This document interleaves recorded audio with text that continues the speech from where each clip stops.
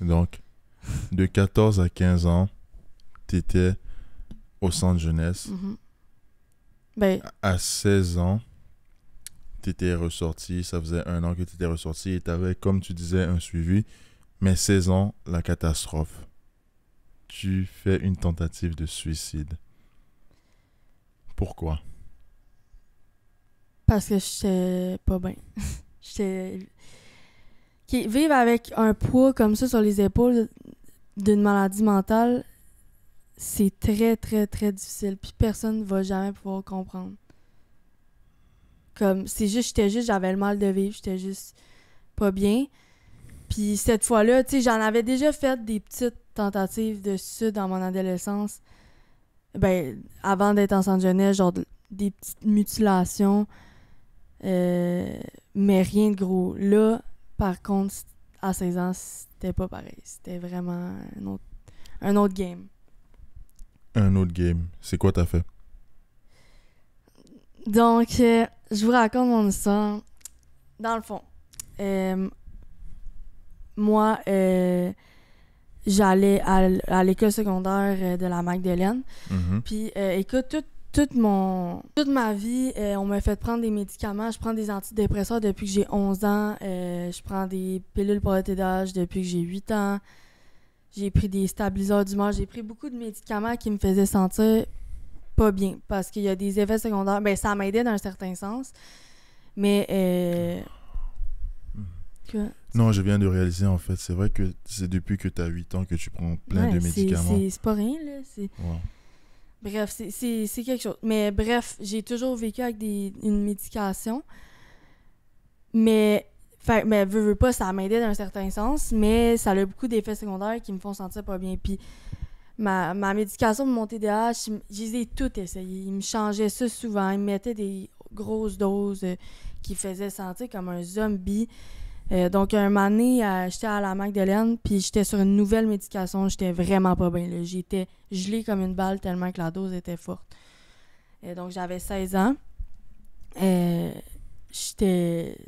Puis j'ai dit à mon père, je l'ai texté. Dans ce temps-là, j'habitais à temps plein chez lui. Je l'ai texté, puis j'ai dit, comme, papa, peux-tu motiver mon absence? Genre, je retourne à la maison.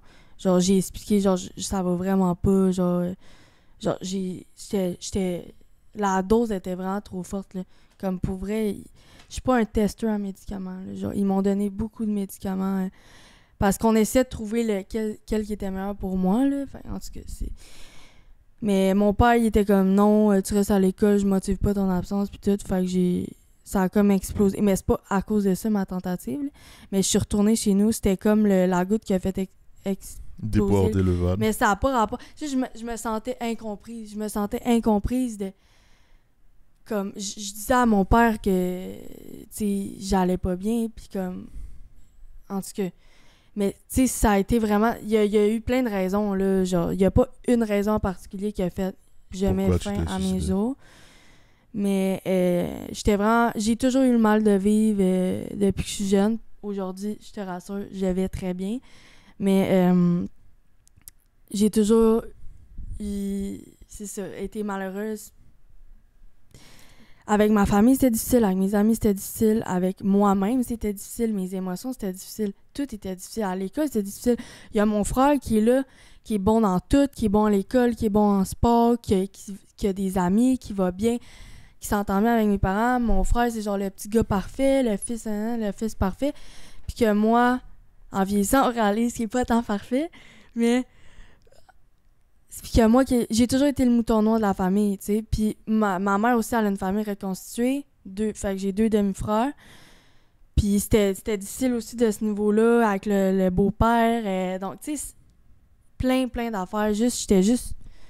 Fait que j'ai pas... Tu sais, ça fait longtemps, là, ça fait des années. Mhm. Mais... Donc, Fait que là, je suis arrivée chez nous. Je suis partie en autobus de l'école cette journée-là. J'ai juste comme parti de l'école. Ça allait pas. Là. Genre, mon médicament était trop fort. Je te demande juste de motiver mon absence. Comme, fait que je suis partie chez nous, puis c'était comme... J'ai fait fuck off. Puis ça a été... C'est le 8 mai 2019.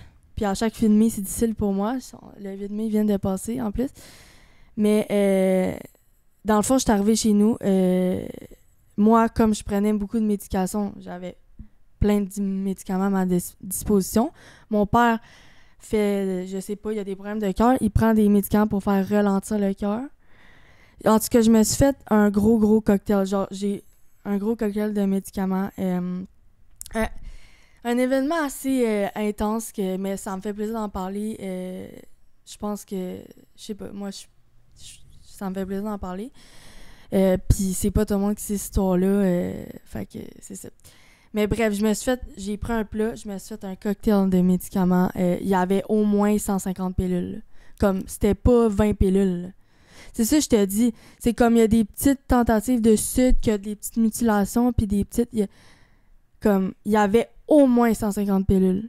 Il y avait des pilules qui faisaient ralentir le cœur, des antidépresseurs, des vivances, tout ce que j'ai trouvé. Là. Genre, là, je prenais des poignées, je l'emballais, je prenais des poignées. On dirait que je réalisais pas ce que je faisais, genre. Mais je le réalisais, mais comme... C'était un moment que je vais me rappeler toute ma vie. Ensuite de ça, je suis descendue dans ma chambre qui était dans le sol. J'ai fermé les rideaux. Je sais pas pourquoi, mais je me suis déshabillée, je me suis mis tout nu. Je me suis mis dans mon lit, puis j'attendais. Le pire moment de toute ma vie. Attendre la mort. Genre, tu veux... Genre, je vais me rappeler toute ma vie. Genre, attendre la mort dans ton lit. Là, je me suis mis à complètement disjoncter. Comme, c'est un sentiment que tu peux pas expliquer quand il est trop tard. Là. Puis mon père, il était au travail, il était comme, c'était l'après-midi. Là, je suis dans mon lit, j'attends la mort. Là, je commence à... Genre, crise de panique comme t'as jamais fait ça dans ta vie. Là. Le temps passe, mon corps finit par se vider, j'étais encore consciente. Il se vide dans le sens que mes sphincters, ils lâchent, je sais pas tout, mais là, mon corps, il se vide. Genre, je me mets à pisser dans mon lit, tout mon caca, il sort. Comme mon corps se vide, là, genre dans mon lit, mais je suis encore consciente. Genre, je suis peut-être un peu étourdie, là, je me rappelle pas, mais c'est le pire moment de ma vie, genre. Puis là, je savais que ça faisait peut-être... Écoute, j'avais plus la notion du temps, là. Peut-être ça faisait 1 heure, j'étais dans mon lit, je sais pas, ça faisait pas tant longtemps. Mon père, il revient de travailler. Il descend, puis j'avais barré la... Ah non, c'est ça. J'avais barré la porte, puis là, je crie, mais j'étais un peu comme gelée ou genre, je sais pas, là. Mais il y avait au moins 150 médicaments, là, ça, c'est sûr. Puis c'était beaucoup de mélanges, là. J'ai fait énormément de mélanges dangereux, puis... Donc, c'est ça. Donc, mon père, il est descendu, puis dans le sol, puis là, je dis « Papa, j'ai fait une erreur. » Là, je suis tout nu, je m'en vais. Mais tu sais, lui, il réalise pas. Je m'en vais ouvrir la porte, genre, j'étais à 4 pattes à terre. Puis là, il dit « Ah, qu'est-ce que tu fais, man? » Parce que j'étais tout nu, tu sais, mon père veut pas me voir tout nu. Là. Puis, je dis « J'ai fait une erreur. » Puis là, en tout cas, je me rappelle plus trop à ce moment-là. Puis là, je me suis recouchée dans mon lit, tu sais, il y avait plein, je sais pas, je me rappelle plus trop, mais finalement, il a appelé l'ambulance. L'ambulance est venue me chercher. J'étais encore consciente, mais tu sais, j'étais comme pas toute là, mais j'étais consciente. C'est à partir de dans l'ambulance, mon père il pleurait. Là, je me rappelle plus. Ils m'ont amené à l'hôpital Anna-Laberge. Là, je me suis endormie comme dans l'hôpital, dans l'ambulance. Puis tout ce que je me rappelle, c'est qu'à un moment donné, je me suis comme réveillée à Anna-Laberge. Mais c'est flou, là. Tout ce que je me rappelle, c'est que j'ai jamais eu aussi froid de toute ma vie. Genre, froid, il me mettait... J'arrêtais pas de dire j'ai froid. Genre, puis il me mettait des couvertes, genre plein de couvertes. Genre, hypothermie, là. Genre, j'ai jamais eu autant froid, là. Je capotais. Finalement, Anna-Laberge, il savait pas quoi faire. Il avait jamais vécu une chose comme ça. Sainte-Justine non plus, d'ailleurs. Mais il était pas en mesure de m'aider. Il avait jamais vu un gros cas comme ça. Genre, c'est bad à dire, mais comme... C'est ça. Fait que finalement, je m'en rappelle plus après. J'ai passé autre. Ils m'ont transféré à Sainte-Justine.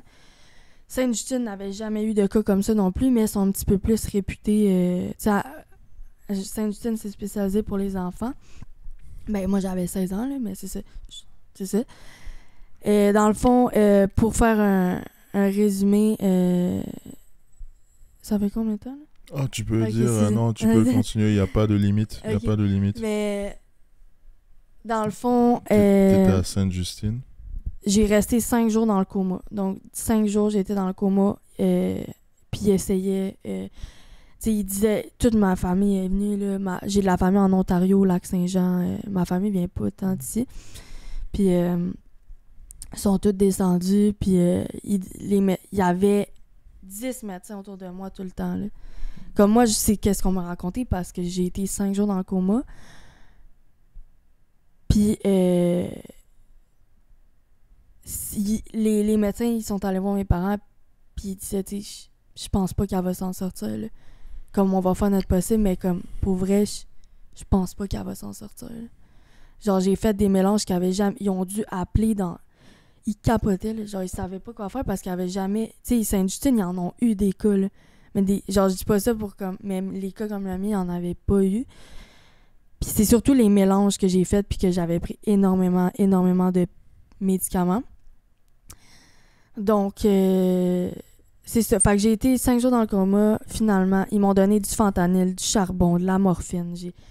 J'ai des photos, là, que je pourrais peut-être te montrer après, si tu veux. Ou... Ouais, bien sûr, je vais Après, les regarder. Je vais les si regarder. tu veux, Même mais- si tu veux, ça me dérangerait pas de partager. Ouais. Mais ça, c'est On toi, c'est à verra. ta Je vais discrétion, te ça. montrer, tu jugeras, parce que c'est quand même des photos très, très traumatisantes. Là. Genre, tu me Je pense que reconnaîtrais j'aurais pas. peur. Ben non, là, mais j'étais toute enflée. J'étais noire. J'avais des fils partout. J'avais la bouche noire.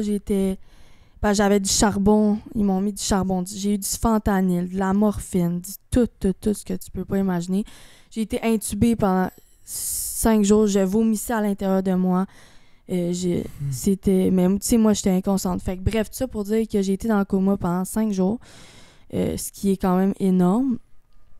Puis finalement, un moment donné, ben après 5 jours, ils ont fait les machines pour que je me réveille. Je sais pas trop. Puis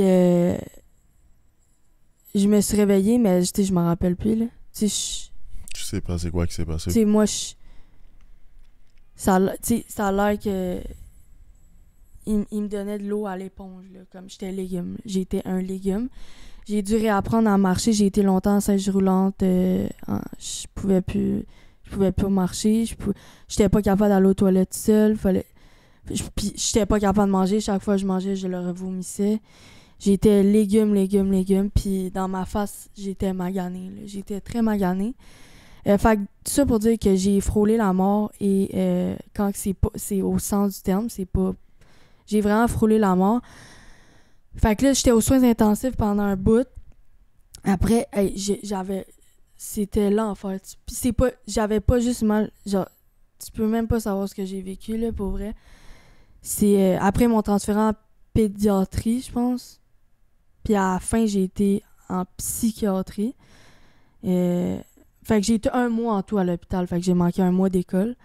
À la fin, je faisais un petit peu d'école en psychiatrie, mais les profs ils ont été très compréhensifs quand je suis revenue à l'école parce que j'ai failli couler mon année à cause de ça. J'avais déjà redoublé mon secondaire 2 parce que j'ai beaucoup de difficultés à l'école à cause de la montée d'âge. Fait que bref. Fait que j'ai dû réapprendre à... Hey, je te dis, le monde, il venait me laver dans le bain. Là. Genre, j'étais plus fonctionnelle.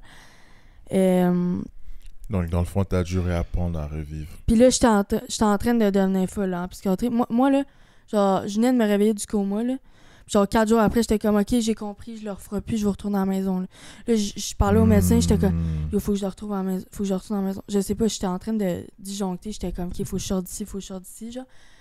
Comme, j'étais plus bien, là. J'étais vraiment plus bien. J'étais en train de devenir complètement folle, genre. Fallait que je sorte d'ici, là. Genre, Wow. tu sais, pis ça, à chaque fois que je respirais, ça me faisait mal. J'avais du vomi à l'intérieur de moi, j'avais de l'eau dans mes poumons. Je dormais plus la nuit, je souffrais, je faisais des grosses crises d'anxiété. Je pouvais pas... Genre, quand ma famille venait me voir, là, genre, je voulais tellement pas qu'ils partent parce que pendant longtemps, j'ai été en gros choc post-traumatique, là. Genre, même après l'hôpital, là, quelqu'un fermait la porte, là. Oh mon Dieu, je pensais mourir, genre. Hey, si t'as des questions par rapport à cet épisode, n'hésite pas à me contacter sur Instagram. Mon lien est dans la bio. Oui. J'ai envie de te poser une question que tu vas dire c'est peut-être une question crue, mais ça mérite d'être posée. Et j'aime vraiment apporter plusieurs angles. Est-ce que quand tu t'es réveillé du coma de cette tentative de suicide que tu as fait, tu as dit, oh non, je suis encore en vie? Non, non, vraiment pas. Non, parce que je sais pas, dans le temps, quand j'étais plus jeune, mes petites mutilations, c'était un petit peu plus pour attirer l'attention puis un appel à l'aide. Tu sais, j'en avais fait une couple là, de petites scènes de mutilage puis de je sais pas trop là.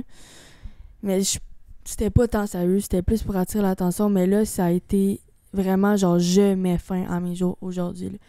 Mais quand que je sentais si j'aurais vraiment voulu mourir là, j'aurais laissé la porte barrée. Ben non, en fait, j'ai eu peur, j'ai choqué dernière minute parce que mon père il est descendu en bas.